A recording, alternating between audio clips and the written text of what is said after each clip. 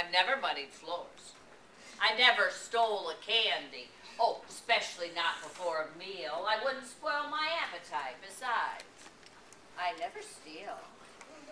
I never disappoint or tell a secret or make another person cry. Why, I'm practically a saint. You can trust me. Would I lie? A lot of cold stares coming back at me. That's good, that's good. You can't believe everything everybody tells you. That is a thunderstorm. Then you have something to picture in your head, right? Well, I wrote a poem one time. First draft of this poem, I just wrote, I walked into the room. And then I thought, really didn't describe how I came into the room in a picture. So I went back and I thought about where I lived. Now I told you I live on that big lake, right? And when storms get cooking out over that lake, and they roll into Cleveland, you can actually see the clouds kind of roll down the street like a big steamroller. And I thought, that's how I came into the room. So I went back to revise the poem to try to incorporate that image. Here's what I came up with. Me, I rolled in like a storm, darkening the room, ominously rumbling, then erupting with a boom. I hate people. I hate school. I hate what's hot. I hate what's cool. I can't stand riding buses. All my friends are mean. The world is guacamole. And I hate the color green. And you didn't run for cover or have that much to say. Why, you listened to my cloudburst. And the storm, it blew away. Okay, you guys, what kind of mood was I in the day I wrote that poem? Angry. But did I say the word angry in the poem? No. Did I say mad? No. Didn't have to. All I did was compare my mood to that thunderstorm, and I leave it to you to infer. A lot of times, poets, we put 2 and 2 on the page, but we don't necessarily add it up to 4. We leave that to you for interpretation. Now, there are a variety of ways we can interpret a poem. One would be we talk about it, and another might be that we draw a picture about it. Now, here's a poem that I wrote that I did for the younger kids. I don't need a shield, a helmet, or lance. I'm brave. Oh, you guys, let's try this on. Let's just do it like the younger kids did. And because, really, when I'm writing about, if I'm writing about being angry, I have to feel a little angry. If I'm writing about being excited, then I have to feel a little excited. Here, I was writing about a knight in shining armor, so I really had to try that feeling on. You guys, let's try this on, all right? If you had a shield, how would you hold your shield up? Show me. All right. If you had a helmet, put your helmet on. All right. What's a lance? Like a big old sword, spear, kind of weapony thing, right? Okay, everybody take your lance, put it down beside your horse here. Ready? Whip it out. Put it away. Whip it out. Put it away. See? All right. Now, I'm going to do the poem, and as I do it, I want you to go, this is part of my writing process, is trying these things on. So let's try the poem on, all right? I don't need a helmet. Try it on. Or a it starts with shield, doesn't it? I don't need a shield, a helmet, or lance. I'm brave. Show me brave. And I'm bold. Show me bold. Dragons don't stand a chance. My brain is my shield, and I stand my own guard. My words are my lance, and my head is real hard. I'm armored with courage, and I have the desire. I'm short, but I'm quick. I can even spit fire. Kimchi fire. I'm sharper than steel, and I'm not just bragging. I'm coming on strong. You guys get your hands on that lance. Ready? Which way to the dragon? Now, here, this student sent me this picture.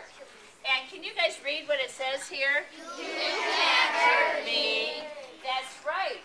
So, does that kid understand the poem? Yes. Yeah. So, really, a picture can show whether or not we understand the poem. Well, hands down, there's a kid in my neighborhood named Tyler, and he was walking down the street one day as I was out gardening, and he had his arm all wrapped up. You never saw so many bandages, and his thumb sticking straight up like this. I said, Tyler, what happened? He said, oh, he said, I was playing soccer. I broke my thumb. And I said, man, you must be really mad at soccer. He said, oh, no. He said, soccer is the greatest fun. And so I took Tyler's little phrase, soccer is the greatest fun, and I grew it into a poem. And I really think that's how poems start. They start as these little tiny things that we notice, and then they kind of grow up into poems. Soccer is the greatest fun. I skinned my shin and broke my thumb. I tore my shirt, my knees are bruised, my feet both hurt, my hands abused. My clothes are stained, my head's a pain, my ankle's sprained, I'm spitting rain. Forward or guard, it's just the same. A low down, grubby, grimy game of rarely score and kick and run. Soccer is the greatest fun. Now, I have, shorter than you think. Shampoo, boo-hoo. Okay, that's the Let's memorize that. I'll do the first word, you do the second word. Ready? Shampoo. Boo-hoo. Do the whole thing. Shampoo, boo-hoo. Good job. Anybody ever ask you if you can memorize poetry, tell them no problem. Now, no, I don't get all A's in English. And I thought you had to. And I was worried that I wasn't the brightest or the best, but you know what I decided one day? I may not be the brightest or the best or the richest or the fastest or the smartest, but I'm not the dumbest. I'm not the slowest, I'm not the worst, and overall, I'm not so bad. So I write poems for kids who are like I am. And the reason this is my favorite poem is that when I get down on myself, do you ever get down on yourself? Yeah. I have to go back and reread this poem. My best friend, Clean Jean, makes her bed every day. Wears matched up socks, puts her dishes away. She gets ribbons at swim meets and A's on her tests. Her hair's always combed and her t-shirts look pressed. Mom says I'm a good kid. She means it, I guess, but my room has exploded again. What a mess. My nightmares scare everyone out of their sleep, and I never can find papers I'm supposed to keep. Did every kid once in a while wet her pants? Think about murder, eat in a trance? Once, Jean's bike was unlocked and got swiped. Boy, was her mother mad. Maybe she's not perfect, and I'm not so bad. You guys, I hope you all try writing your own poetry. And when you do, will you do me a favor? Will you share it with at least one other person? Because that's really when the poem starts coming to life. And I have this theory. I think that poetry is one path to world peace. I do.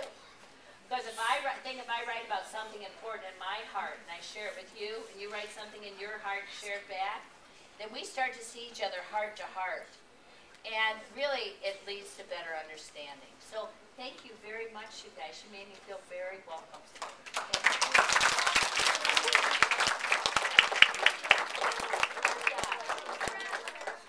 Are you famous?